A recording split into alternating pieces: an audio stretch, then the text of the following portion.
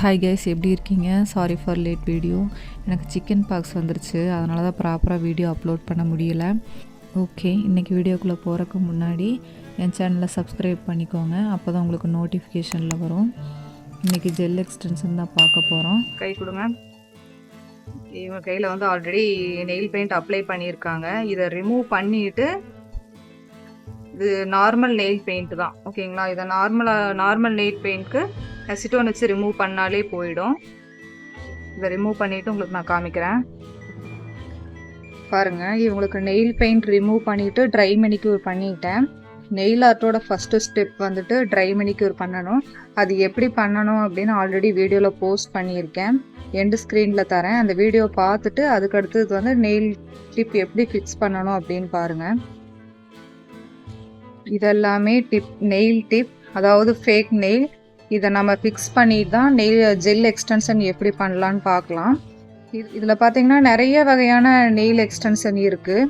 Full moon tip, half moon tip, இல்லை இந்த மாதிரி இன்விசிபிள் டிப், அப்புறம் பாலி ஜெல் டிப், இந்த மாதிரி நிறைய இருக்குது. இது எப்படி வரும்னு பார்த்தீங்க அப்படின்னா 0லேருந்து 9 வரைக்கும் வரும். நம்பர்ஸ் வரையாக பிரித்து வச்சுருப்பாங்க. இதில் பார்த்தீங்கன்னா இந்த எண்டில் பார்த்தீங்கன்னா இது நம்பர் போட்டிருப்பாங்க, தெரியுதா? 0 அப்படின்னு நம்பர் வந்திருக்கும். 0ங்கிறது பெரிய சைஸ், 9ங்கிறது இருக்கிறதுலையே ஸ்மால் சைஸ், ஓகேங்களா? இப்போ இந்த டிப்பு வந்துட்டு எப்படி செலக்ட் பண்ணணும் அப்படின்னு உங்களுக்கு காமிக்கிறேன்.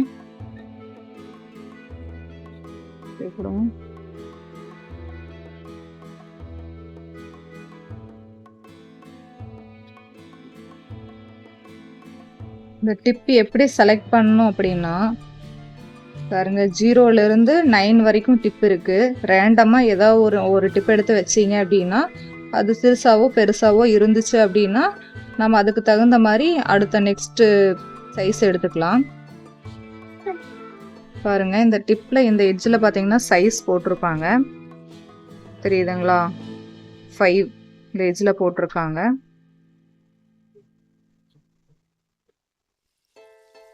இந்த டிப்பு இவங்களுக்கு கரெக்டாக இருக்குது, ஓகேங்களா? இதுவே நம்ம எடுத்துக்கலாம். டிப்பு எப்படி ஃபிக்ஸ் பண்ணணும் அப்படின்னா அதுக்கு முன்னாடி கிளைண்ட் வந்துட்டு எப்படி வைக்கணும் அப்படின்னா ஹேண்ட் ரெஸ்ட் மேலே இந்த பொசிஷனில் வைக்கணும். கிளைண்ட்டோட இந்த இடம் ஹேண்ட் ரெஸ்ட் மேலே இருக்கணும். நீங்கள் இப்படி பிடிச்சி ஒர்க் பண்ணணும். பொசிஷனில் வச்சு நீங்கள் ஒர்க் பண்ணும்போது மட்டும்தான் உங்களுக்கு பேக் பெயின் வராது. நீங்கள் கம்ஃபர்டபுளாக இருந்தீங்கன்னா தான் அந்த சர்வீஸை வந்துட்டு பர்ஃபெக்டாக அவங்களால கொடுக்க முடியும். இப்போ டிப்பை எப்படி ஃபிக்ஸ் பண்ணணும்னு உங்களுக்கு காமிக்கிறேன். டிப்பை ஆல்ரெடி நம்ம செலக்ட் பண்ணி வச்சிட்டோம்.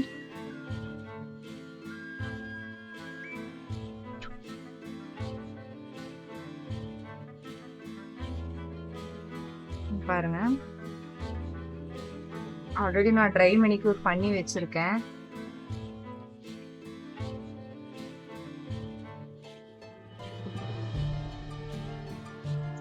எப்படி எடுக்கணும் அப்படின்னா இந்த க்ளூவை வந்துட்டு உங்கள் லெஃப்ட் சைடில் ஹேண்டில் பண்ணிக்கோங்க. லெஃப்ட் சைடில் க்ளூவை பிடிச்சிட்டு இந்த டிப்பு வந்துட்டு உங்கள் ரைட் சைடில் இருக்கணும், ஓகேங்களா? இந்த லைன் இருக்குது பார்த்தீங்களா? இந்த லைனுக்கு வெளியில் அந்த க்ளூ போக வேண்டாம்.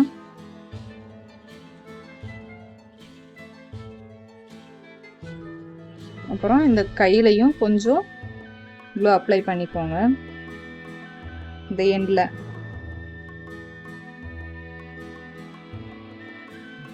இது ஓப்பன்லேயே இந்த க்ளூ வந்து ஓப்பனில் வைக்காதீங்க, ஏன்னா ட்ரை ஆகிடும். இது என்னன்னா ஆல்ரெடி சொல்லியிருக்கேன், இது ஜஸ்ட் க்ளூ தான்,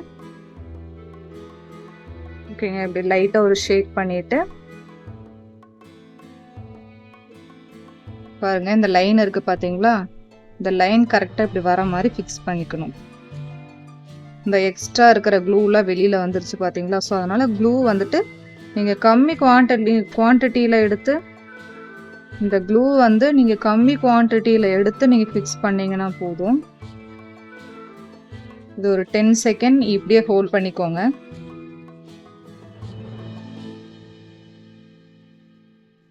டிப்பு ஃபிக்ஸ் ஆயிடுச்சு பாருங்கள். இப்போது கிளைண்ட்டுக்கு எந்த அளவுக்கு டிப் வேணும், அதாவது நெயில் வந்துட்டு இவங்க நெயில் எக்ஸ்டென்ஷன் எந்த அளவுக்கு வேணும்னு கேட்டுட்டு நீங்கள் கட் பண்ணிக்கணும். நமக்கு வந்து இந்த ஷேப் வேண்டாம், நமக்கு வந்து இந்த அளவுக்கு சாதாரண எப்படி இருக்கும் அப்போ இது வரைக்கும் ரவுண்டா. ஓகே, இவங்க ஒர்க்குக்கு போகிறாங்க, ஸோ அதனால் இந்த ரொம்ப அதிகமாக வேணாம் அப்படின்னு கேட்டிருக்காங்க. இப்படி நீங்கள் வச்சு இந்த ஷேப் இப்படி வச்சு கட் பண்ணும்போது இந்த இடத்துல நெயில் இப்படி இந்த டிப் இப்படி மேலே தூக்கும்போது உங்களுக்கு இந்த டிப் வந்துட்டு லாங் லாஸ்டிங் வராது. அதனால் இதை கட் பண்ணுற பொசிஷன் பார்த்துக்கோங்க. நீங்கள் இப்படி வைக்கணும், இப்படி வச்சுட்டு இந்த டிப்பை வந்துட்டு ஒரு கையில் இப்படி பிடிச்சிக்கணும். ஓகேங்களா? அப்போ தான் அது தெரிக்காது. இல்லை எப்படின்னா அது தெரிக்கும். அது பார்த்தீங்கன்னா அது ஒரு ப்ரொஃபஷ்னலாக இருக்காது. ஓகேங்களா? சைடில் கட் பண்ணிக்கலாம். உன்னால் இதுலேயே கட் பண்ண முடியும்னா கட் பண்ணிக்கோங்க. இல்லை அப்படின்னா நீங்கள் நெயில் கட்டரில் கட் பண்ணிக்கலாம். இல்லை அப்படின்னா நீங்கள் ஃபைல் பண்ணி மேக்ஸிமம் நீங்கள் இப்போ தான் பிகினராக இருக்கீங்கன்னா ஃபைல் பண்ணி ஷேப் கொடுங்க. இப்படி இந்த சைடில் கட் பண்ணோம் பார்த்தீங்களா, இந்த மாதிரி கட் பண்ண வேணாம். இந்த ஃபைலர் வச்சு ஷேப் கொடுங்க. ஏன்னா எக்ஸ்ட்ரா நீங்கள் கட் பண்ணிட்டீங்க அப்படின்னா உங்களால் வந்துட்டு கரெக்டாக ஷேப் கொடுக்க முடியாது. கிளைண்ட் வந்து சாட்டிஸ்ஃபைடு இல்லைன்னா திருப்பி வந்து கஷ்டப்பட்டு அதை பிச்சு எடுத்து ரொம்ப ரிஸ்க் எடுத்து தான் அதை பண்ணணும். கிளைண்ட்டுக்கு ஹர்ட் ஆகும். ஸோ அதனால் மேக்ஸிமம் நீங்கள் இந்த ஃபைலர்லேயே இந்த ஷேப் கொடுக்க பாருங்கள்.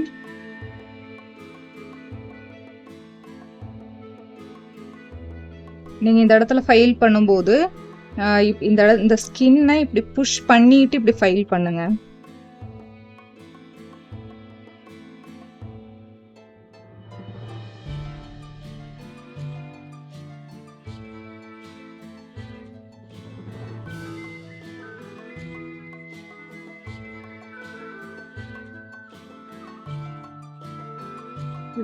இதுக்கடுத்து இப்போ நம்ம எவ்வளோ ஷேப் வேணுமோ ஃபைல் பண்ணியாச்சு. இதுக்கப்புறம் இதை கையை திருப்பி இங்கேயும் நீங்கள் ஃபைல் பண்ணணும். பார்த்தீங்கன்னா நம்ம அந்த ஃபைல் பண்ண இடம் பாருங்கள், பிசுறாக இருக்கா, அதை வந்துட்டு இங்கிருந்து இப்படி ஃபைல் பண்ணணும்.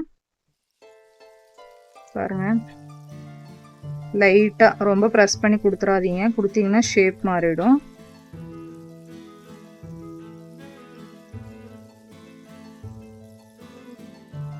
ஓகே, இப்போ டிப் ஃபிக்ஸ் பண்ணியாச்சு.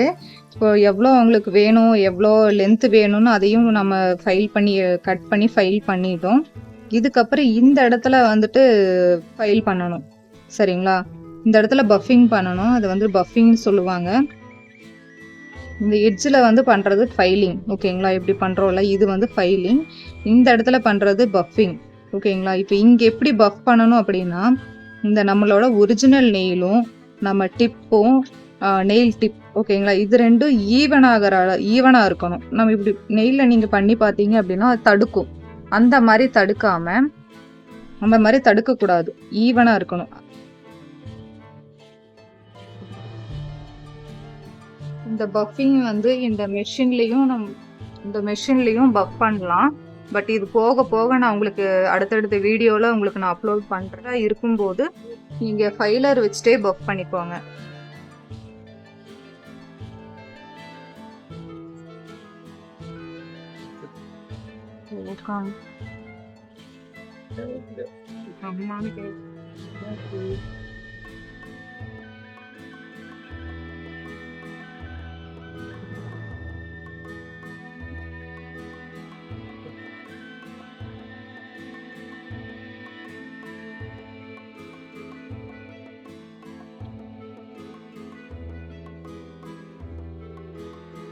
பாருங்க எந்த அளவுக்கு ஈவனாக இருக்குன்னு.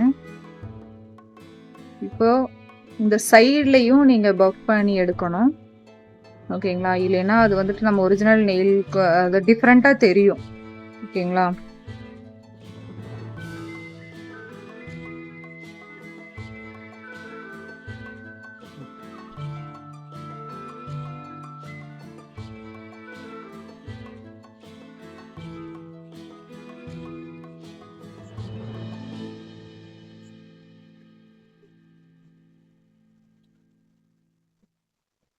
இங்கே மட்டும் பஃப் பண்ணால் பத்தா, முக்கியமாக நீங்கள் இந்த நெயில் டிப் மேடையும் பஃப் பண்ணணும். ஏன் அப்படின்னா இந்த இடத்துல நீங்கள் பஃப் பண்ணிங்கன்னா தான் நீங்கள் அடுத்தடுத்து கோட்டிங் கொடுக்குற base coat, top coat, nail art எல்லாமே வந்துட்டு லாங் லாஸ்டிங்காக இருக்கணும். அப்படின்னா இந்த டிப் மேலேயும் நீங்கள் பஃப் பண்ணணும்.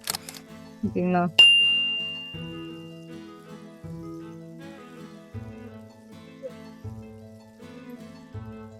பஃப் பண்ணதுக்கப்புறம் பாருங்கள், இது நம்மளோட ஒரிஜினல் நெயில் மாதிரியே இருக்கும்.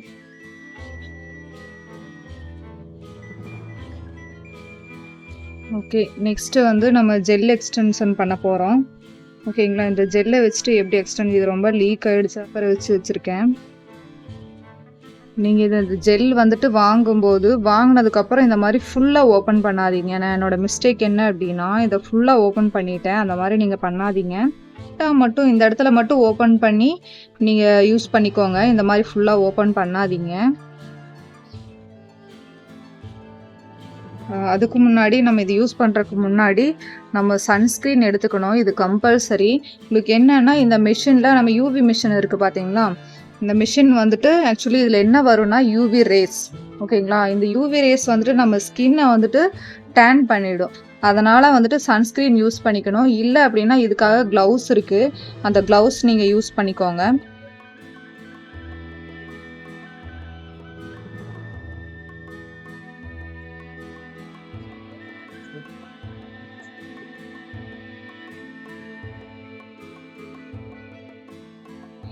நிறைய வீடியோஸ்லாம் நீங்கள் பார்த்துருப்பீங்க. ஜெல் அப்ளிகேஷனை வந்துட்டு எடுத்து எப்படி ஷேப் கொடுக்கணும், அந்த மாதிரி டாட் வச்சுட்டு அந்த அபெக்ஸ் க்ரியேட் பண்ணிடுவாங்க. அந்த மாதிரி நீங்கள் பண்ணாதீங்க.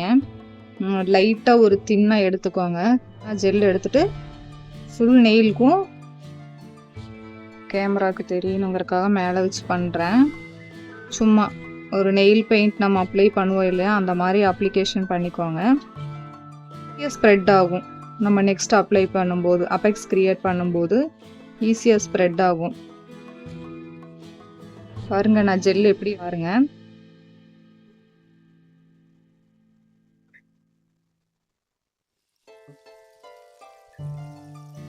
இந்த சென்டரில் ஒரு டாட் மாதிரி ஃபிக்ஸ் பண்ணிக்கோங்க.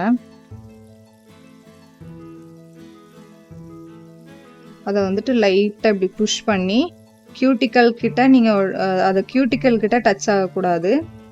சரிங்களா,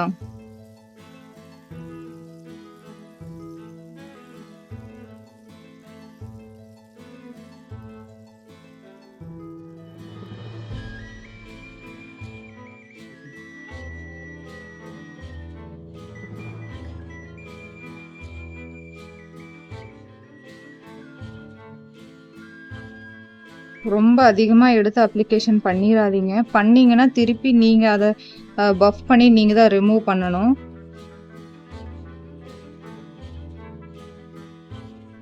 நான் என்ன பண்ணுவேன் அப்படின்னா, இப்படி ஜெல்லை அப்ளிகேஷன் பண்ணிவிட்டு இப்படி இதை ரொட்டேஷன் பண்ணி இப்படி வச்சுடுவேன்.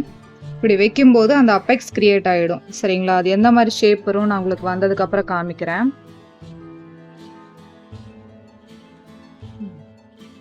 அந்த ரவுண்ட் ஷேப் மாதிரி தெரியுதுங்களா, இதுக்கு பேர் வந்துட்டு அபெக்ஸ் க்ரியேட் பண்ணுறதுன்னு சொல்லுவாங்க. இந்த ஷேப்பில் தான் நீங்கள் கொண்டு வந்துக்கணும்.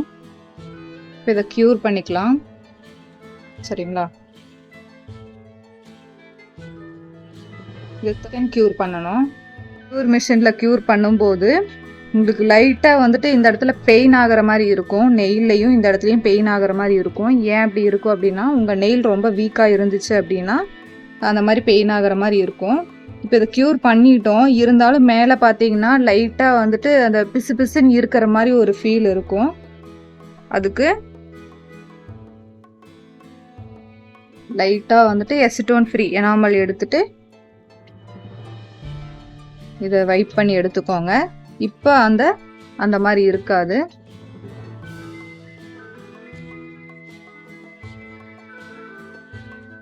இதுக்கப்புறம் ஃபைல் பண்ணி இதை வந்துட்டு அந்த ஃபைல் நம்ம அப்ளை பண்ணும்போது ஏதாவது ஷேப் மாறி இருந்துச்சு அப்படின்னா இந்த பஃபிங் மூலமாக தான் நம்ம ஷேப் கொடுக்கணும். பாருங்கள், இப்போ இந்த ஜெல் வந்துட்டு க்யூர் பண்ணும்போது லைட்டாக ஸ்ப்ரெட் ஆகி கீழே இறங்கி இருக்கு. அதை வந்துட்டு நம்ம இப்போ பஃப் பண்ணி எடுத்துடலாம். நீங்கள் எந்த அளவுக்கு பஃப் பண்ணுறீங்களோ அந்த அளவுக்கு உங்கள் நெயில் பெயிண்ட்ஸ் எல்லாம் லாங் லாஸ்டிங்காக இருக்கும்.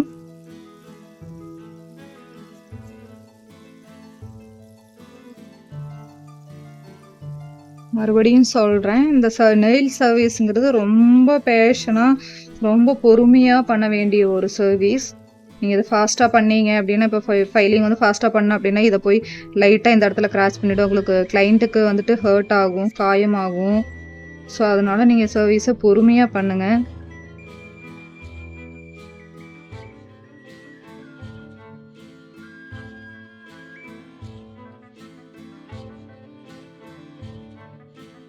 இந்த பஃபிங் அந்த ட்ரில் மிஷினில் நீங்கள் பண்ணிங்கன்னா ரொம்ப ஈஸியாக இருக்கும். அது எப்படி பண்ணணும்னு ஒரு டைம் பண்ணி காமிக்கிறேன்.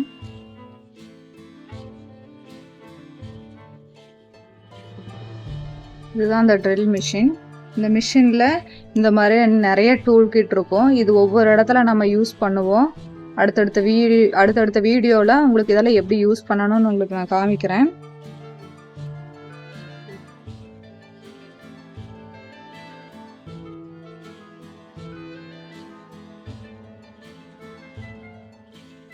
பாருங்க, இதை பஃப் பண்ணுறதுக்கு கொடுத்துருக்காங்க. இந்த அளவுக்கு நீங்கள் உள்ளே வைக்க வேண்டியதில்லை, ரொம்ப எண்ட்லையும் வைக்கக்கூடாது. மீடியம் சைஸில் இப்படி வச்சுட்டு இதை வந்துட்டு லைட்டாக அட்ஜஸ்ட் பண்ணீங்க அப்படின்னா இது ஃபிக்ஸ் ஆயிரும். நீங்கள் இதை யூஸ் பண்ணுறதுக்கு முன்னாடி இது ஃபிக்ஸ் ஆயிருச்சா இல்லையான்னு ஒரு டைம் செக் பண்ணிவிட்டு யூஸ் பண்ணுங்கள். இல்லை அப்படின்னா கண்டிப்பாக அது யூஸ் பண்ணும்போது டக்குன்னு கழண்டு வந்துடும். நீங்கள் ஏதாவது கண்டிப்பாக இதனால் காயமாயிடும். இதை மட்டும் நீங்கள் பார்த்து கேர்ஃபுல்லாக ஹேண்டில் பண்ணுங்கள். ஓகேங்களா?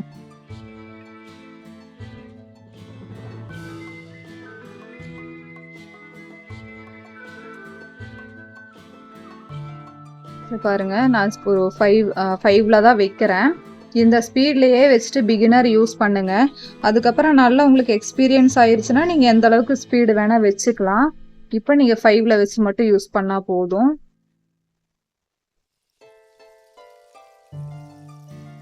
பாருங்க, ஃபைல் பண்ணும்போது ஏன் இது உங்களுக்கு ஈஸியாக இருக்குன்னு சொன்னேன் அப்படின்னா, இந்த அபெக்ஸ் கிரியேட் பண்ணுறதுக்கு அந்த உங்களுக்கு பாருங்க இது ரொம்ப ஈஸியாக இருக்கும். இந்த ஷேப் கொடுக்கலாம்.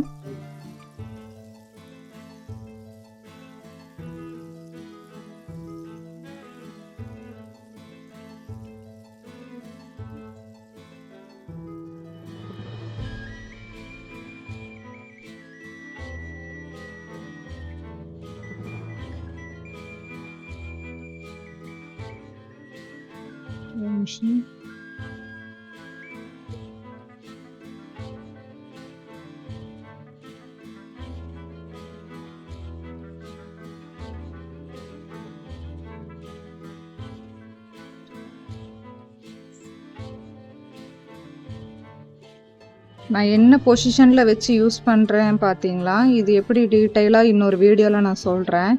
இந்த வீடியோலையே நான் சொன்னேன் அப்படின்னா உங்களுக்கு கன்ஃபியூஸ், வீடியோவும் ரொம்ப லென்த்தாக போயிடும்.